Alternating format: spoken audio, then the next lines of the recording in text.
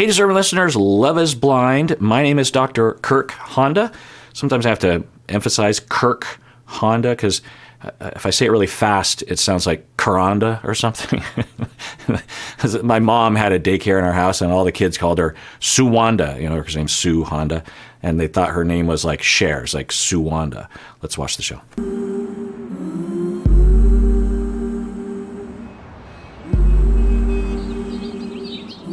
Is this a new trend in townhouses or condos? Because I'm seeing more and more of this type of construction. To me, it looks like some parody of suburbia, but maybe it sort of calls to mind brownstones in Brooklyn or something. Each to their own. So, there's trends in buildings. It seems like this, because to me it looks very stark, almost like a minimalist painting of suburbia or something. I don't know. Feet don't touch the floor. My spirit cries for me. So the same designer or artist is, I think, responsible for the art in the bungalows or condos that they're living in as the pillows that were in the pods, right? It's a bold choice. I think I actually kind of like it. Mid-century stuff is appealing. So good I can't ignore. Higher, take me higher. Don't hate me if I get called into work. Okay, so this is at some point after the fight, pretty awful fight that they had, and he walks in and he kisses her on the cheek. She smiles, so it's a good sign. Undoubtedly they've had other conversations. The way it looks, it's like the next morning, and it could be, but even so, he left the house to sleep somewhere else, but maybe he came back. I don't know. Anyway, it looks like they're not in the state that we left them in, which is good. Oh, how'd you sleep? Did you get any sleep? I did not get any sleep.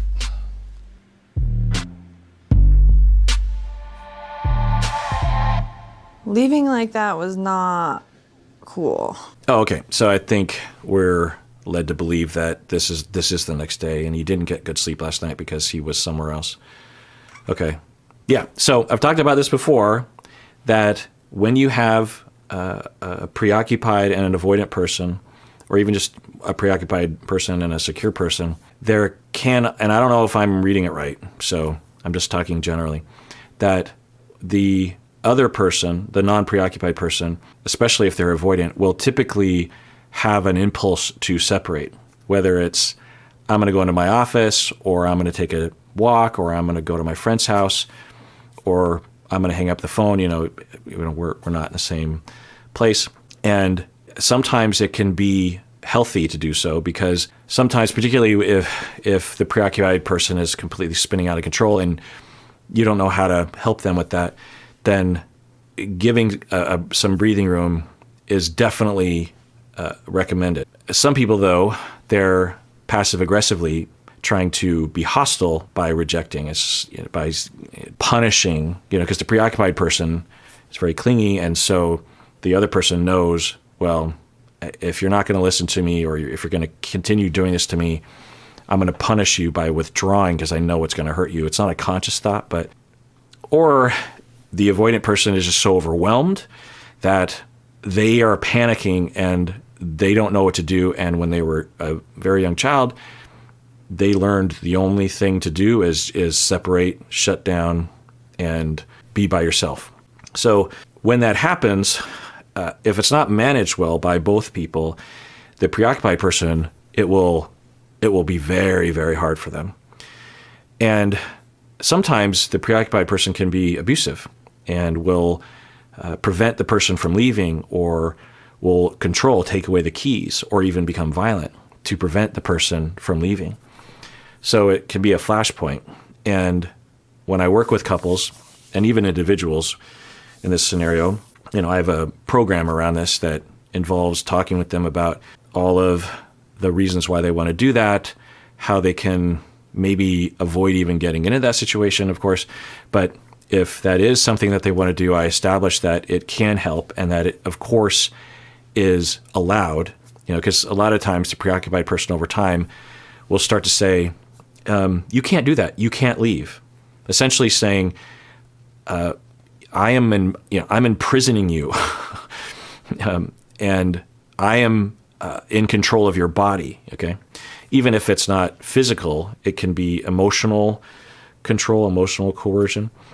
And I say that no, baseline. If someone wants to go, they have the right to leave, even if it's for all the wrong reasons. But human beings have the right over their own bodies, and of course they have the ability to do that. Plus, unless there's some life or death matter, like your child is hanging off the railing and you need both parents to pull the kid up, barring anything like that, it's not an emergency that the other partner stay. Okay. But when the avoided person leaves, and if you're really trying to preserve this relationship, then you need to take care as you separate. And that involves reassuring the preoccupied person as best you can, within reason. So he could have said in that moment to her, and I've had, it's a pretty easy thing for people to do, actually. It's not one of those things I find in therapy that takes a long time to change. But he could have said, so Chelsea, it's really good but the avoidant person has to know their feelings. If it's one thing if they come across like they don't have emotion about it. They're just like, I have now judged you to be hysterical and I'm leaving you. It's a completely different thing if the avoidant person can at least take some guesses as to what's going on with them deep down. And they go to so he could have gone to her and say, Chelsea, right now I am having a lot of confusing emotions. I feel like I'm terrified. Probably I'm hurt. I do love you. I know that. I do want to marry you, but and I need to take a break, or else I don't know if I'm going to be able to handle what's happening. And I feel like if I calm down, it'll help. I also don't know if I'm going to say something to you that will not be of my right mind, will be unfairly hostile. Because when I get triggered, I can say things that aren't really what I mean. And I don't want to do that. So I apologize if this is going to hurt you, but I just need, and then I also say to the clients, tell them the amount of time you think you might need. Because if it's just this open-ended thing, I'm leaving, then the preoccupied person will be like, well, is it 5 minutes or is it 5 days? It's too terrifying for them. It's too emulative of the abandonment. So the avoidant person could say, I think, like if Jimmy had the power, I'm guessing he wouldn't necessarily say he was going to leave all night. He might have been able to say, I think I might just need a few hours. I'm just going to get in the car. I'm just going to go down to the Starbucks or something, and I'm just going to think. Then he could say, if I'm not emotionally ready to come back in 3 hours, I'll let you know. But I think that's what I will need, especially if it's chronic. People tend to know how much time they need. Anyway, now, it's also the responsibility of the preoccupied person to do what they can to regulate, to have other people they can talk to, and to recognize that their impulse to imprison their partner is not okay, and to trust their partner. Okay, so if both people do that, it's not an easy situation for the preoccupied person. They're not going to be like, yay, everything's fine. It's still going to be concerning, but it won't be as ambiguous and open-ended, because the way that he walked out, it would be rational for anybody, preoccupied or otherwise, to think, I might not ever see him again, or this is the end of our relationship. That unless he reassures, the last word is, even though I think that you're clingy, because I think he was trying to get that out. Maybe I'll say it here. I think he actually likes elements of her clinginess. There's another way of saying clingy, which is that she's very into him, right? So I think, you could have said that. he could say, I just think there's some downside to it. And I want to be with you. And if I didn't want to be with you, I wouldn't be fighting with you right now because I wouldn't really care. I care, and I want us to have both of our preferences. You want a lot of involvement. I want a little less involvement, but I definitely want involvement with you. So you can trust that. I think if he would have said something like that, I think it would have helped. Now, I don't know. Maybe Jimmy doesn't love her or doesn't want to be with her, but it doesn't look that way to me. So let's see how they do here. So she's saying, when you left last night, so this is, well, okay. So the worry that I have is that unless they manage it well, she's starting out calm, but the emotions are vast and easily erupted. So even though, because I was about to say, oh, she's starting out calm, so maybe this will turn out better. But, she started each of these in a calm way. So let's see how they manage. And I hope he doesn't get defensive.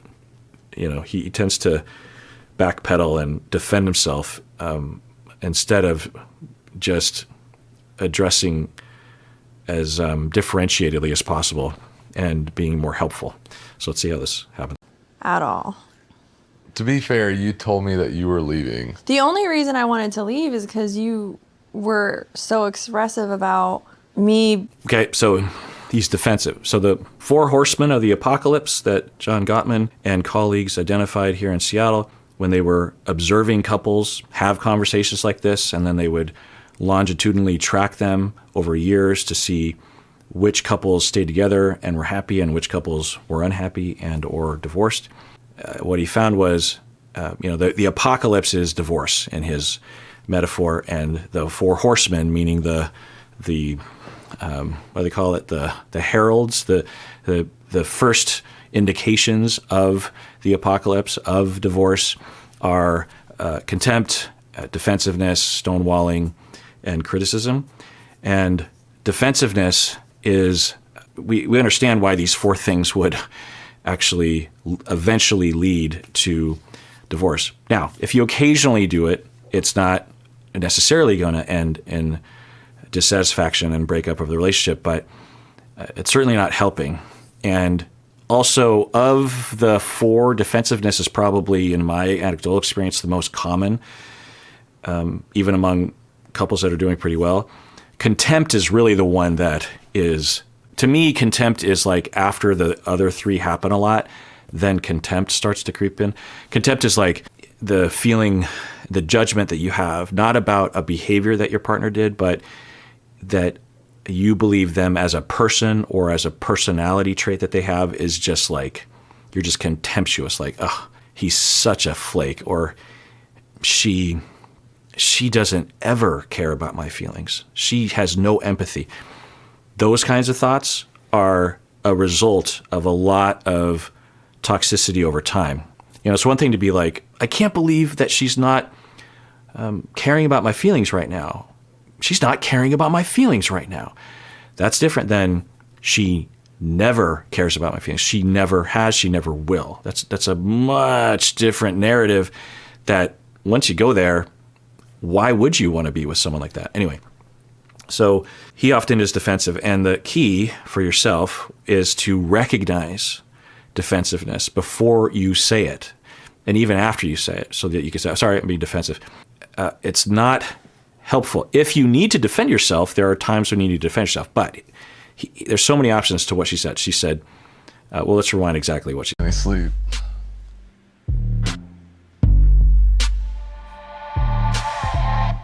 Leaving like that was not cool.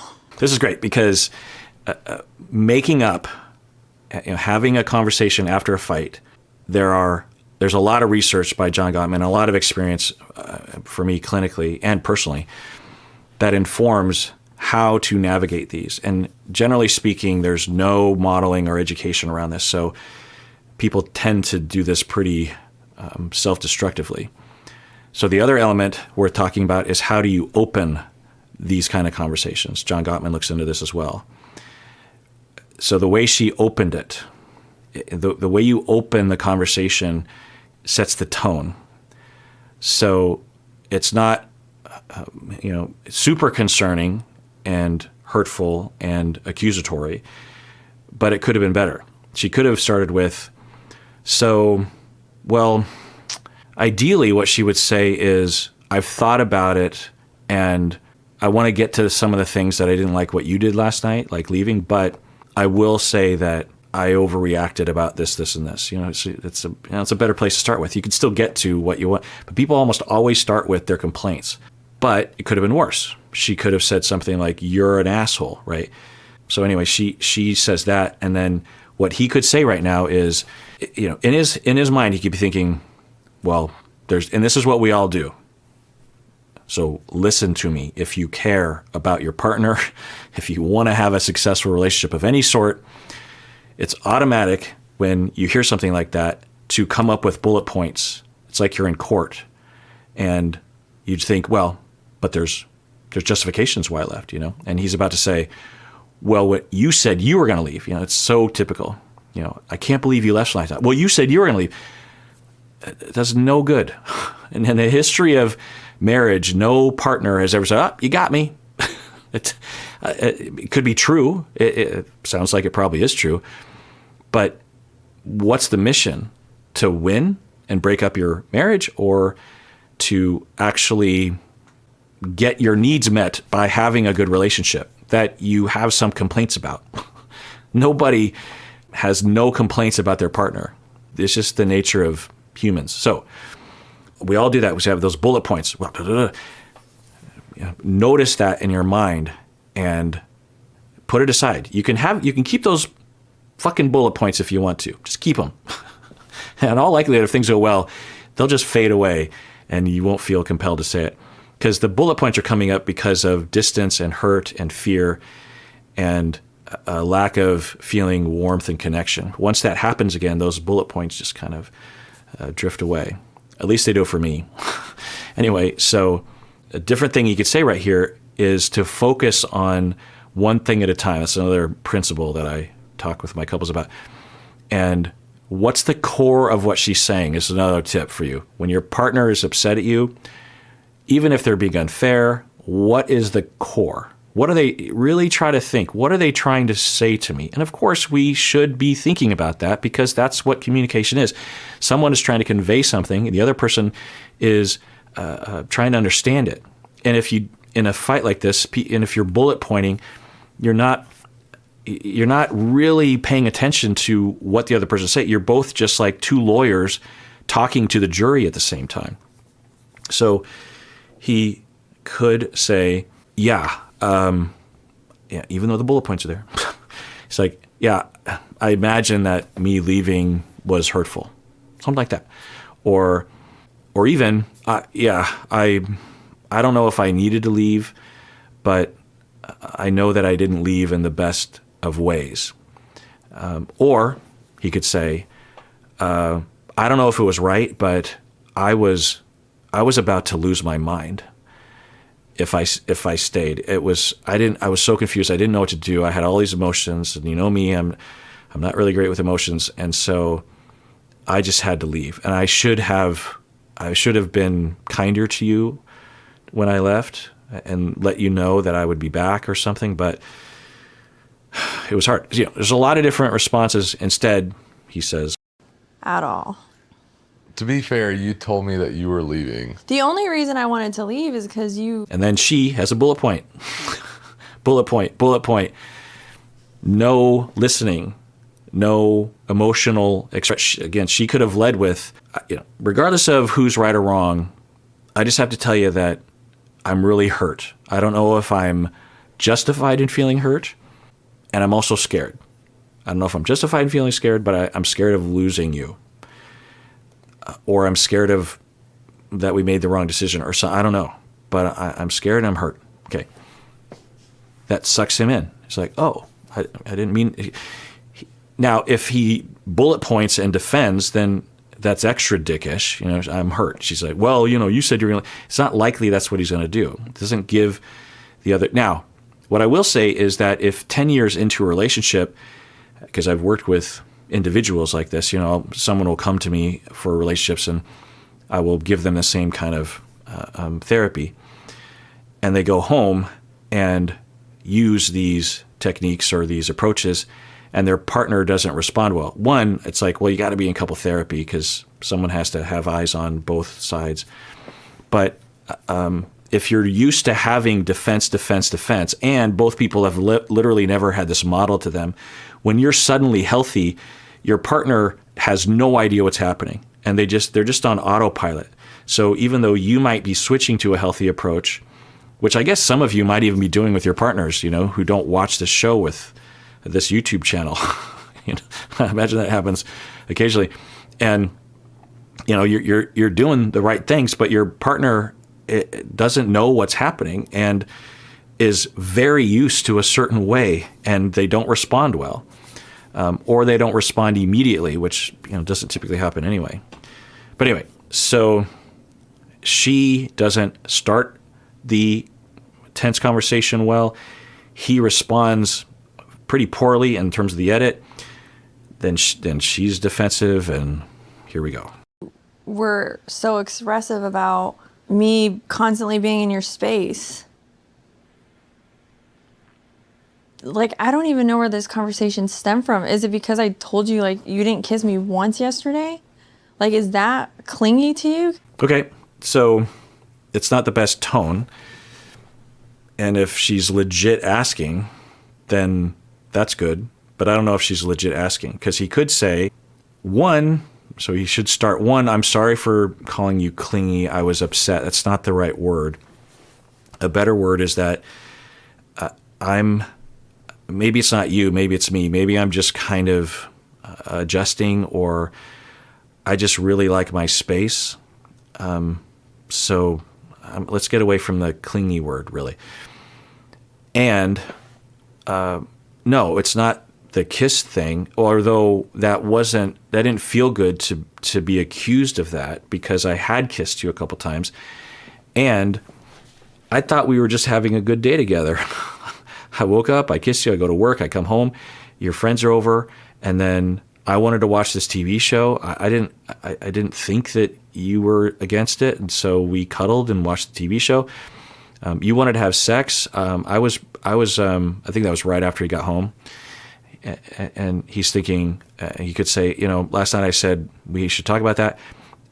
Of course I like having sex with you, but in that moment, and I don't know if this is true, but I'm guessing it is, that when he got home and the friends were there and then leave, and then there was some kind of vibe that he was getting, or he was misinterpreting or something. But we could absolutely imagine Chelsea, in her insecurity, that she would be grasping for some strong evidence in the immediacy that he loves her. And one of the ways that some people will look for that is through sex. That isn't necessarily a bad thing, but if it doesn't have flexibility, it can be coercive, which it sounds like it kind of was. I don't know if coercive is the word. It could be too strong, but didn't allow for him to respond the way he wanted to, because it sounded like where he's coming from is like, of course I want to have sex with you overall, but right now I'm kind of tired, or I'm not really feeling romantic right now. It's okay. We have sex later. Now maybe he wasn't able to communicate that, and then he just sensed or thought, if I don't have sex with her, is she going to get triggered, and then I'm going to be dealing with that. That's emotional coercion. I don't know if he's even in that spot, and if he were, I don't know if that's valid, but we could imagine it. And then he has sex, and it's not an assault. He is consenting for the most part, and they have sex, and then she feels closer, but maybe there's still something missing.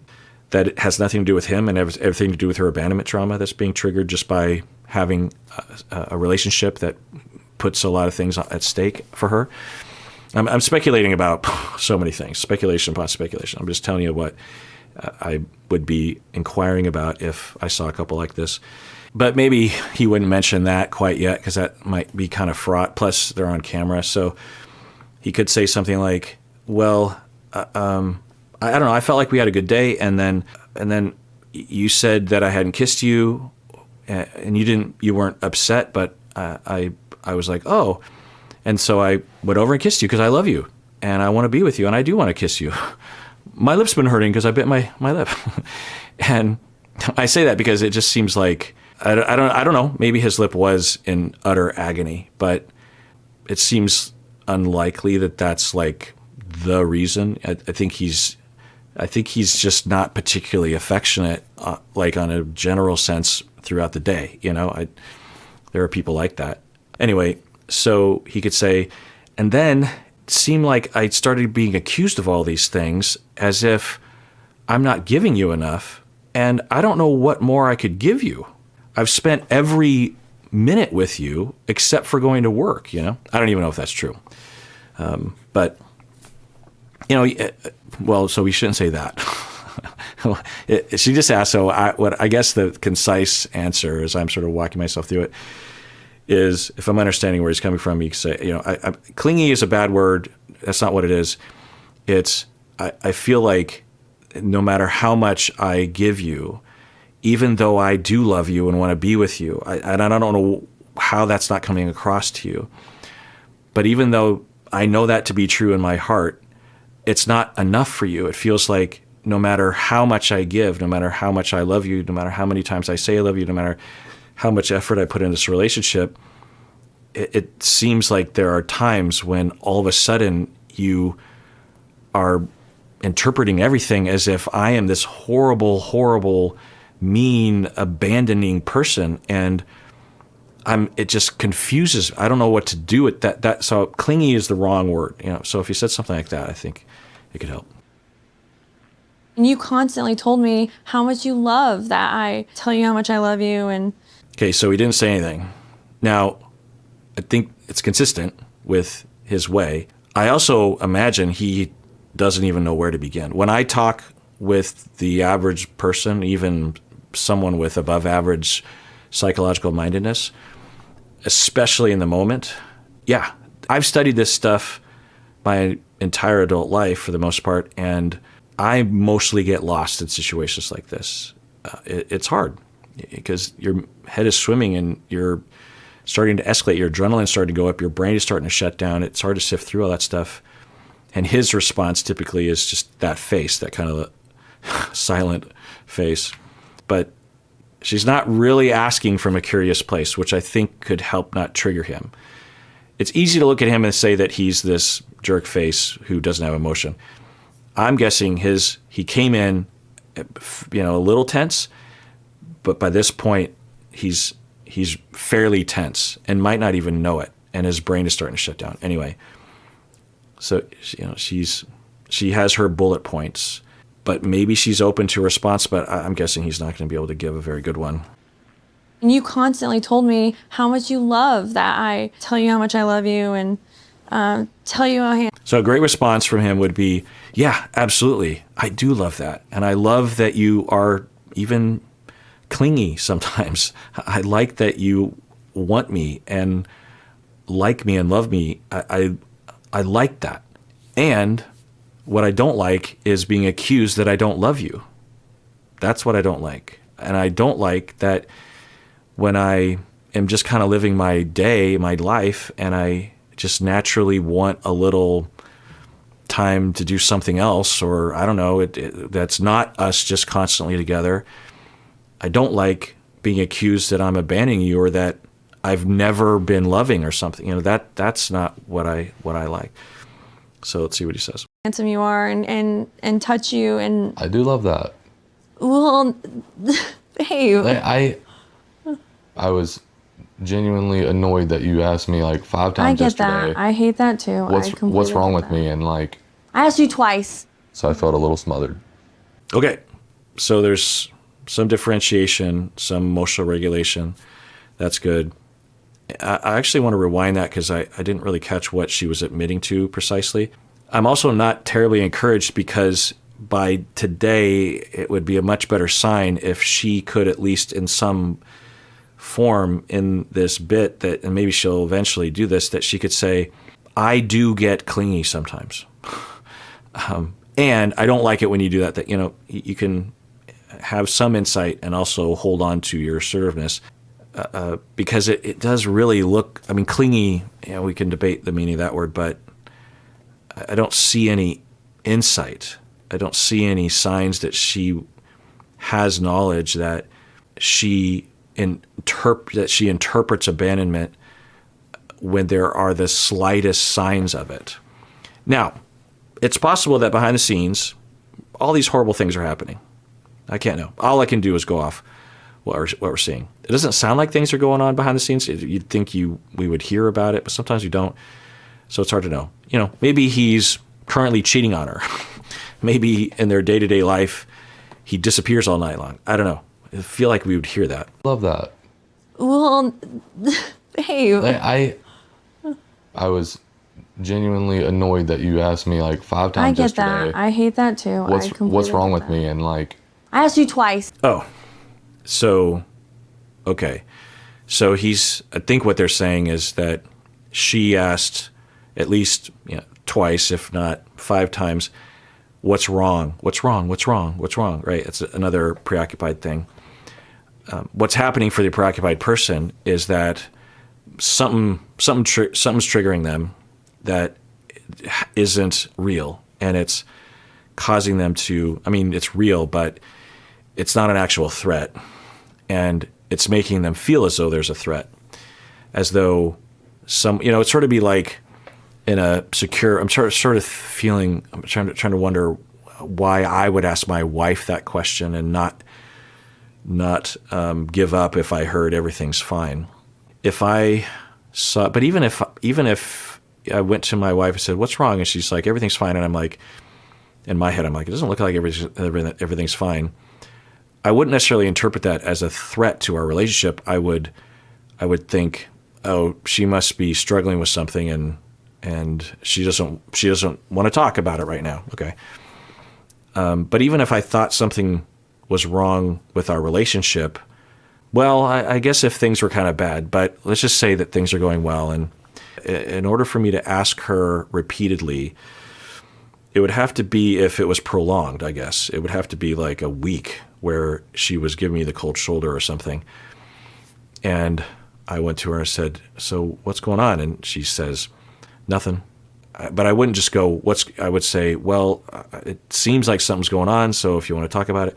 But anyway, for the preoccupied person, they're in they're preoccupied with attachment disruption, with attachment loss, with rejection, with attachment threat, injury, whatever we want to say, and they're anxious about it. That's another word for that. Attachment styles, anxious, and it's a constant state, regardless of what is happening in the relationship. That's the important element that preoccupied people need to be aware of.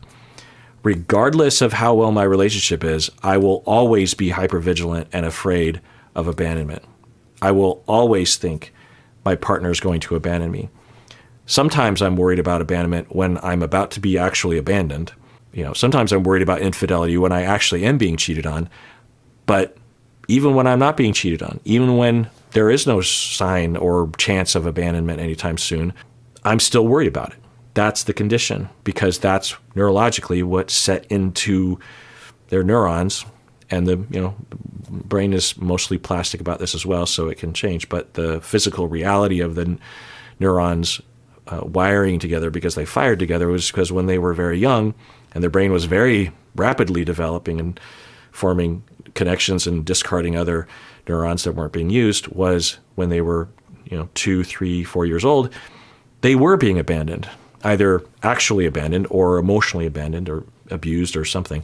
So it sets in stone that assumption. That is the norm. That will always be happening. So it must be happening right now. And my coping mechanism with that is to chase and pursue and control and accuse and criticize and emote and keep my eye on it and assume around every corner is danger. So even when there's nothing wrong, I will ask what's wrong because I assume something's wrong. And if you do that enough times, there will be something wrong. Because he says, "You asked me 5 times. And she says, and then she agrees. And she says, yeah, I don't like it when people do that to me too. And then she smiles and she says, I did it 2 times. Another little tip, that's part of that bullet pointing. Don't what's the verb there?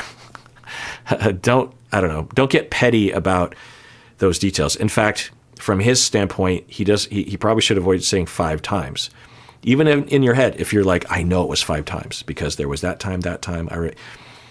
If it's going to be a point of contention, just don't get into it, because people will remember different stories. It's universal through conflict.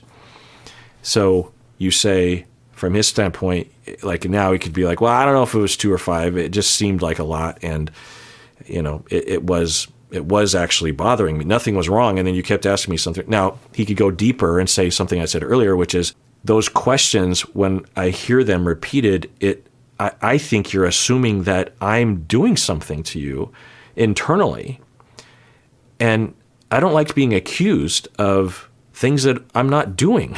It feels like I'm always on trial. Let's avoid always. It feels like in the moment that I'm on trial, or I'm being accused, and I don't know how to convince you. All I know what to do is to do my normal thing, is to kiss you and to tell you I love you and say I want to marry you and be with you, cuddle with you, spend time with you, have sex with you. I don't know anything more I can do to convince you not to assume that something is wrong when I'm just being myself. And there's an accusation in that question. I don't think he's aware of that level, because that, if someone's just asking you a question repeatedly, that might be kind of annoying, but it's not as annoying as someone asking that question and you are getting that question and you're like, I'm being accused of something. That's what annoys me, is that when people ask questions like that, or like another one that bugs me is like, oh, are you really tired, like at work? I'll be totally fine. They'll be like, oh, you look really tired. I'll be like, huh? Oh, no, I feel okay. It just feels like, stop telling me what I am. If you care, ask me what I am. And then there's an accusation there, like I'm acting tired. And I'm not talking about students. I'm talking about other professors that are also therapists and should know better than to have weird assumptions and try to engage in meshed boundaries. You can't really depend on clinicians walking the walk or practicing what they preach. I learned that the hard way. Fun life. So I felt a little smothered, but it can only make us stronger.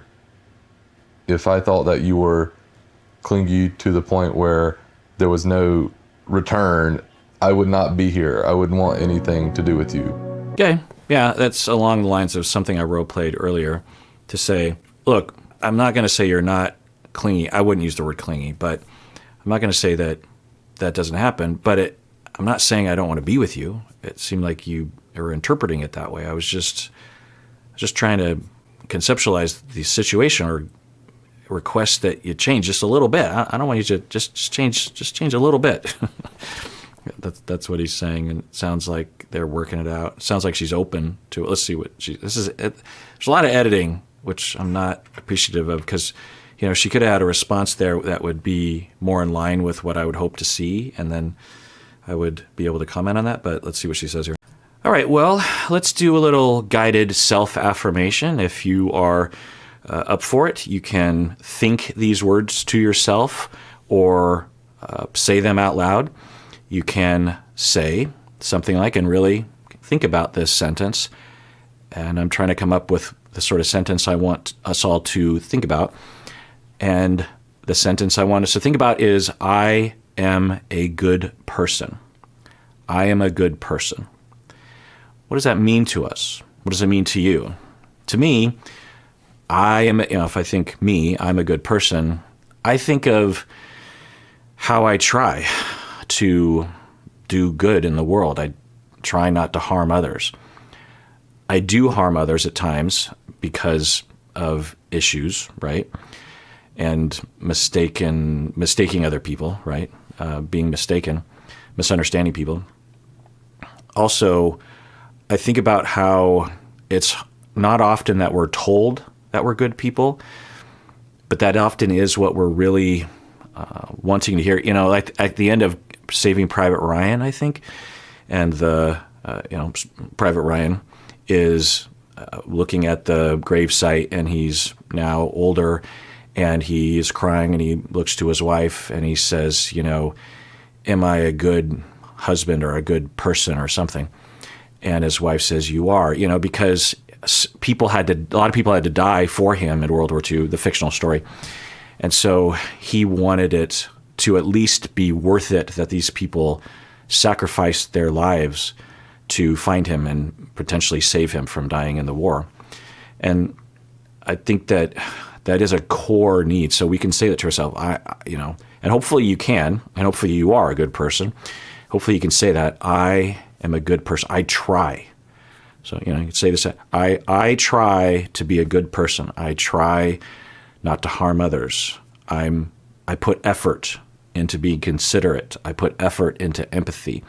I don't always get it right, but no one's perfect.